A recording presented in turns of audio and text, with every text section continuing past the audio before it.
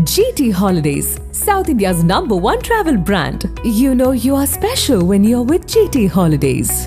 காங்கிரஸ் கட்சியின் data analyst மற்றும் தொழில் வல்லுநர்கள் பிரிவு தலைவரான பிரவீன் சக்கரவர்த்தி தமிழக வெற்றி கழக தலைவர் விஜயை சென்னை பனையூரில் உள்ள தாவேகா அலுவலகத்தில் நேரில் சந்தித்து பேசியதாக தகவல் வெளியானது.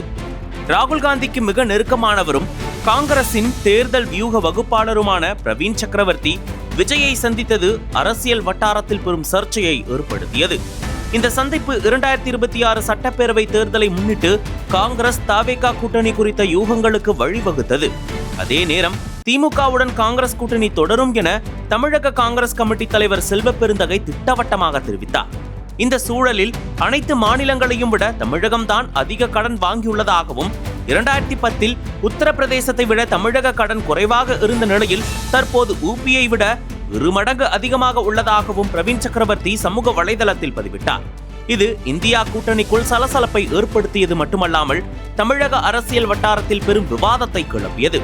பிரவீன் சக்கரவர்த்தியின் இந்த பதிவால் திமுக அரசை விமர்சித்து கூட்டணிக்குள் குழப்பம் ஏற்படுத்த முயல்வதாக கூறி அவர் மீது நடவடிக்கை எடுக்க வேண்டும் என மதிமுக, விடுதலை சிறுத்தைகள், CPI, CPM கட்சிகளின் பிரதிநிதிகள் ராகுல் காந்திக்கு கடிதம் எழுதியதாக தகவல்கள் வெளியாகின.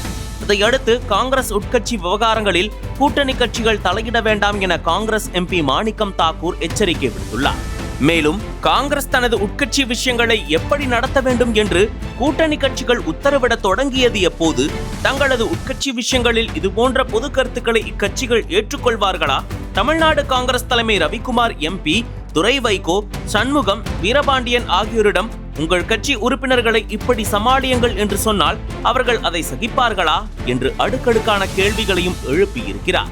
இது கூட்டணிக்குள் மேலும் சலசலப்பை ஏற்படுத்தியிருக்கிறது. இந்த நிலையில் காங்கிரஸ் உட்கட்சி விவகாரங்களில் தோழமை கட்சிகள் தலையிட வேண்டாம் என தமிழக காங்கிரஸ் கமிட்டி தலைவர் செல்வ பெருந்தகை வேண்டுகோள் விடுத்துள்ளார். இது தொடர்பாக செய்தியாளர்களிடம் பேசிய அவர், எங்கள் கட்சியில் என்ன பிரச்சனையோ அதை நாங்கள் பேசி தீர்த்துக் கொள்வோம். தமிழ்நாட்டின் அரசியல் கட்சிகளும் எங்களுடைய தோழமை கட்சிகளும் காங்கிரஸ் உட்கட்சி விவகாரத்தில் எந்தவித பிரச்சனையும் ஏற்படுத்த வேண்டாம். ஏற்கனவே பிரவீன் சக்கரவர்த்தி மீது நடவடிக்கை எடுக்க வேண்டும் என நாங்கள் பரிந்துரை செய்துவிட்டோம். தமிழ்நாட்டு மக்களுக்கு எந்த விதத்திலும் தலைகுனிவை ஏற்படுத்தினாலும், தமிழக அரசு மீது தேவையில்லாத குற்றச்சாட்டுகளை சொன்னாலும், அது யாராக இருந்தாலும் காங்கிரஸ் கட்சி அதை அனுமதிக்காது. தோழமை கட்சிகள் தோழமையுடன் நடந்து கொள்ள வேண்டும். இதை பெரிதுபடுத்த வேண்டாம். இது யாருக்கு நன்மை தராது, சங்கடத்தை தான் மேலும் ஏற்படுத்தும். இந்தியா கூட்டணியில் ஜனநாயகம் இருக்கிறது என்று கூறினார்.